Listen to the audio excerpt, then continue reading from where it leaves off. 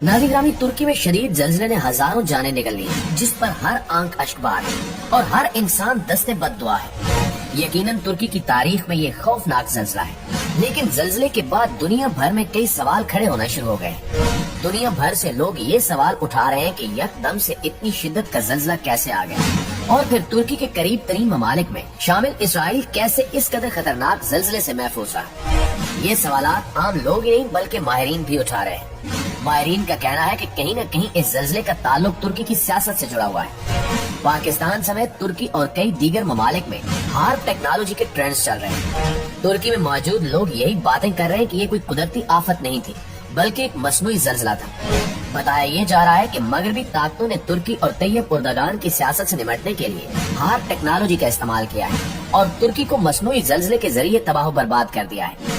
तुर्की के अवाम तैयब उर्दगान से मुतालबा कर रहे हैं कि बस अब बहुत हो गया, आपने अब अमेरिका को जवाब देना है और अपने लोगों की जानों का हिसाब लेना है। दोस्तों, तैयब उर्दगान अमेरिका की आंखों में आंखें डालकर एक खतरनाक जंग लड़ रहा है।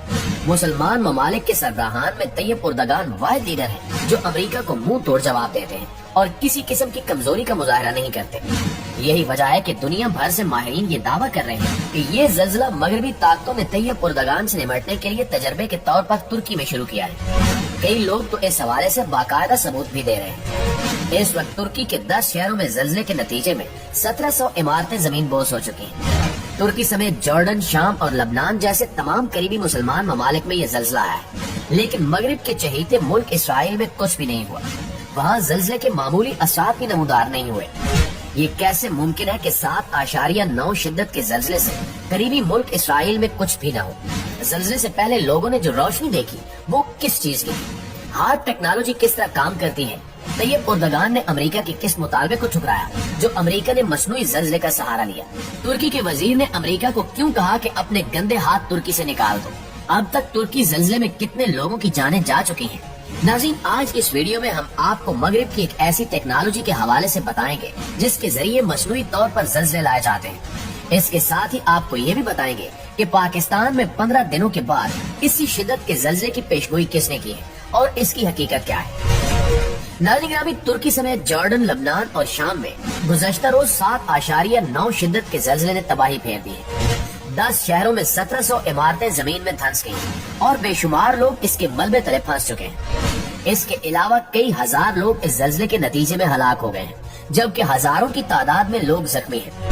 इस वक्त दुनिया भर में तुर्की के साथ यकजहती का इजहार किया जा रहा है और दुनिया भर से तुर्की के लिए इमदाद भेजी जा रही है, लेकिन तुर्की में मौजूद एक खास टेक्नोलॉजी का जिक्र करके ये दावा किया जा रहा है कि ये जल्जला कुदरती नहीं था, बल्कि मगरबी ममालिक ने मसनूई तौर पर तुर्की पर एक नए हथियार का इस्तेमाल किया है जिसका मकसद आबादी को कम करना और तुर्की की सियासत से खेलना है। ताहाल ये मालूम नहीं हो सका कि ये दावे मबनी पर हकीकत है या नहीं, लेकिन जहाँ तक दावों के साथ सबूत का ताल्लुक है वो 100% दुरुस्त और हकीकत पर मबनी है। सबसे पहली बात तो ये कि तुर्की ने एक हफ्ते कबल ही नेटो फौज के फैलाव की मुखालफत की थी, जिस पर अमेरिका को शदीद तहफ़्फ़ुज़ात थे। इसी तरह तुर्की के एक वजीर ने बराह रास्त मीडिया पर आकर अमेरिका को कहा था कि तुम तुर्की से अपने गंदे हाथ निकाल दो। अमेरिका को नेटो के हवाले से तुर्की के इनकार और तुर्की के वजीर के बयान पर शदीद गुस्सा था और तुर्की को जवाब देने के लिए काफी सोच विचार कर रहा था। तुर्की की आवाम का कहना है कि इसके जवाब में अमेरिका ने तुर्की में मसनूई जल्जला पैदा किया ताकि दोबारा ऐसी कोई हरकत कोई मुसलमान मुल्क न कर सके। तुर्की की आवाम सदर तैयब उर्दगान से मुतालबा कर रहे हैं कि इन तमाम चीजों को देखा जाए और गहराई में जाकर तहकीकात कराई जाए। इसके अलावा तुर्की में जर्मनी, हालैंड और बरतानिया ने अपने कौंसलेट बंद कर दिए थे और ये इल्जाम लगाया था कि तुर्की में बड़े पैमाने पर दहशतगर्दी शुरू होने जा रही है, इसलिए कौंसलेट बंद किए जा रहे हैं। यहाँ माहिरीन का कहना है कि शायद ये ममालिक इस मंसूबे के बारे में जानते थे, इसलिए खुद यहाँ से निकलने को तरजीह दी। दोस्तों, एक लम्हे के लिए मान लेते हैं कि ये तमाम दावे महज दावे ही हैं, लेकिन इस हकीकत को कोई कैसे नजरअंदाज कर सकता है कि तुर्की में जल्जले से कबल और जल्जले के दौरान जो रोशनी और पुरस्कार बादल देखे गए वो कहाँ से आए। लोग कह रहे हैं कि हमने अपनी आंखों से जल्जला आने से कबल कोई आग या रोशनी देखी है। इतनी तेज रोशनी कभी भी जल्जले के वक्त नमूदार नहीं होती, ये कहाँ से आई? इसके साथ ही लोग बता रहे हैं कि एक हफ्ता कबल तुर्की में एक पुरस्कार रंग का बादल नजर आया था, जिसके बारे में मगरबी मीडिया ने फौरी ये प्रोपेगेंडा किया कि तुर्की में मौसम की खराबी की वजह से बादल का रंग बदल गया। लेकिन आज तुर्की के लोग उस बादल को जल्जले से जोड़ रहे हैं اور دنیا سے سوال کر رہے ہیں کہ یہ کیسے اور کیوں ہوا تھا۔ یہ بھی حقیقت ہے کہ اگر لبنان، شام اور جارڈن میں زلزلہ آ سکتا ہے تو ان ممالک کے ہمسائے میں موجود اسرائیل کیسے اس زلزلے سے بچ سکتا ہے؟ یہ کچھ ایسے سوالات ہیں جن کے جوابات صرف ترکی کے عوام ہی نہیں بلکہ پوری دنیا مانگ رہی ہے۔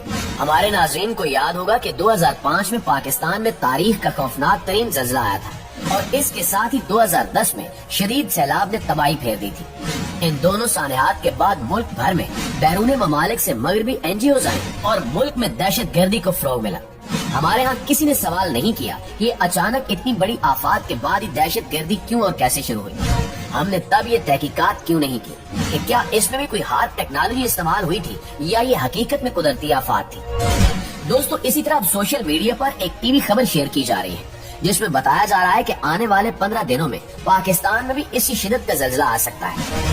ویسے اگر سوچا جائے تو امریکہ کے ساتھ پاکستان اور ترکی کی تقریباً ایک ہی جیسی سیاست چل رہی ہے۔ یہاں عمران خان نے امریکہ کو آڑے ہاتھوں لیا ہوا ہے جبکہ ترکی میں طیب اردگان امریکہ کو ناکو چنے چبوا رہے ہیں۔ ممکنہ حد تک یہ دعوے سچ بھی ہو سکتے ہیں لیکن اس حوالے سے دونوں ممالک کو ہاتھ ملا کر تحقیقات کرنا ہوگی تبھی پوری دنیا کو حقیقت معلوم ہو سکے گی۔ پیارے ساتھیو، ہارپ ایک ایسی ٹیکنالوجی ہے جو مغربی ممالک نے مل کر تیار کی ہے جو کسی بھی ملک میں زلزلے لانے کی صلاحیت رکھتی ہے۔ اس کو بڑی تعداد میں لوگوں کو مارنے کے لیے استعمال کیا جا سکتا ہے جس میں موسم کی تبدیلی اور زمین کی حرکات کی فریکوینسی میں رد و بدل کیا جاتا ہے۔ جب یہ ٹیکنالوجی وجود میں آئی تو تب ہی دعویٰ کر دیا گیا تھا کہ یہ اتنی خوفناک ٹیکنالوجی ہے کہ یہ کسی بھی ملک میں زلزلے تک لا سکتی ہے۔ دنیا کے 1% امیر ترین لوگ ایک طویل عرصے سے دنیا کی آبادی کم کرنے کی منصوبہ بندی کر رہے ہیں۔ اس کے لیے مختلف ہتھیار استعمال کیے جا رہے ہیں۔ ممکن ہے کہ ہارپ ٹیکنالوجی بھی اسی منصوبے کا ایک اہم حصہ ہو۔ ترکی میں لوگ اس حوالے سے مسلسل ٹرینڈ چلا رہے ہیں۔ پاکستانی عوام بھی ٹویٹر پر سوال کر رہے ہیں۔ مسلم امہ کو اس حوالے سے ایک ہونا پڑے گا اور امریکہ کے خلاف ایک زبردست محاذ قائم کرنا ہوگا ورنہ مستقبل میں کوئی بھی مسلمان ملک سر اٹھا نہیں سکے گا۔ اللہ تعالیٰ سے دعا ہے کہ اللہ تعالیٰ ترکی کی عوام کا حامی اور ناصر ہو، آمین ثم آمین۔ جی تو معزز دوستو، یہ تھی ہماری آج کی ویڈیو۔ اس حوالے سے آپ دوستوں کی رائے کیا کہتی ہے کمنٹ کر کے ہمارے ساتھ شیئر ضرور کیجیے گا۔ انشاءاللہ آپ سے ملاقات ہوتی ہے اگلی ویڈیو میں، تب تک اپنا خیال رکھیے۔ اللہ نگہبان۔